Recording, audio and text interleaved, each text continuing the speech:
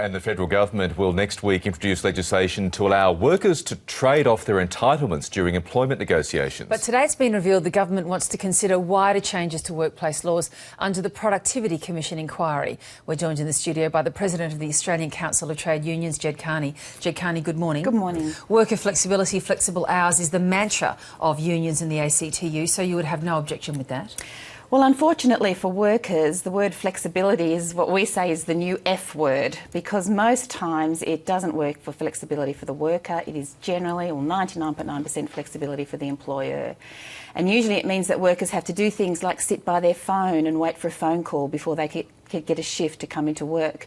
It means that they really don't get to choose their hours or the times that they work, that all the flexibility is for the employer. So I think workers will be very, very cynical about this. It doesn't have to mean that. I mean, that's your rather cynical take on it. But if we're talking about trading away some conditions in order to get the hours back that a family really prefers, do you actually see something wrong with that? Look, Virginia, I think we really need to see this for what it is. This is an attack on take-home pay and conditions, let's just answer a direct question for that if you can. Do you see a problem if you're in the situation where you can trade off that particular entitlement where it's above the award and you can get the hours that you want? Is that not a good thing? No. Why would you have to do that? Right now, with the Fair Work Act as it is, you can work 24 hours a day, 7 days a week. There is nothing stopping an employer arranging that type of work pattern with their employee.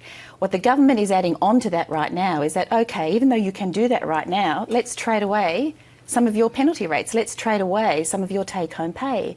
There's absolutely no need for this other than to lower wages and conditions. What if anything, can the ACTU do about this? Well, I'm telling you now, from now on, every hour of every minute of every day, I will be telling workers that this is I think it's one of the biggest cons that has ever been put over Australian workers, really. They're telling them that they have to trade away hard-won conditions like penalty rates because they might have caring responsibilities like an elderly mother or children. You don't have to do that. And any reasonable employer right now can sit down with their employees and say, I understand you have these responsibilities.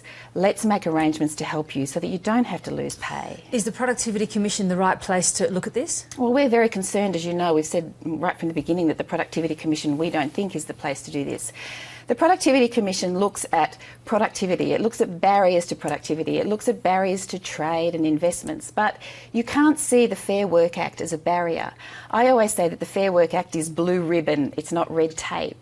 What it's there to do is to protect workers, it's to make sure that there is a floor below which workers can't go in a free trade environment. Shouldn't workers and unions be just as concerned about productivity in an environment like this in Australia? Workers and unions are incredibly concerned about productivity. So let's talk about that right now. We have an economic situation where wages growth is the lowest it's been on record. Workers' labour productivity is incredibly high. What is dragging down productivity is capital. So it's about time that employers and investors start to do their bit for productivity, not workers. They're doing their bit. Fairfax Media is reporting today that it's the former Australian Chamber of Commerce and Industry Chief Executive Peter Anderson, a critic, of course, of the Fair Work laws, was informally sounded out late last year about participating in the review. What's your view of that?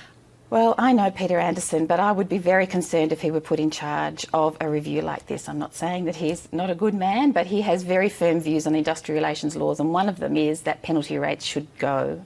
And so when you put somebody in there that has publicly been out there and expressed their views of industrial relations, I think we are heading down a very shaky path and a very slippery slope. It's going to be a very challenging year for the union movement. We have the Royal Commission getting underway as well. We've got these challenges as well. Are you worried, Ged Kearney, about some reputational damage for the broader union movement as we enter 2014? Look, I think it is certainly the intent of this government through the Royal Commission and other means to try to muddy the good name of trade unions. But some officials have done that by themselves. Well, absolutely, and we have dealt with that, and we said that we will not tolerate any sort of bad or fraudulent or criminal behaviour in the union movement, and we have moved, as in the past, we have moved as a movement to get rid of that element. But You know, I always say there are 2 million members in the union movement. We have hundreds and thousands of volunteers who work hard for their unions and thousands of delegates.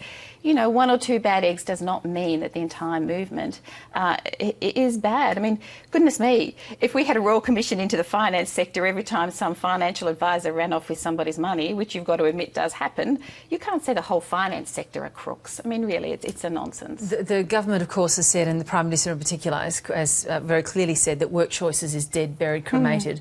With this, does it look to you like it's coming out of the grave? Well, Virginia, we do know that individual flexibility agreements, or AWAs as they were called under work choices, were the hallmark of work choices, absolute hallmark. And we know that this government is trying to bring that back through this arrangement with individual flexibility agreements.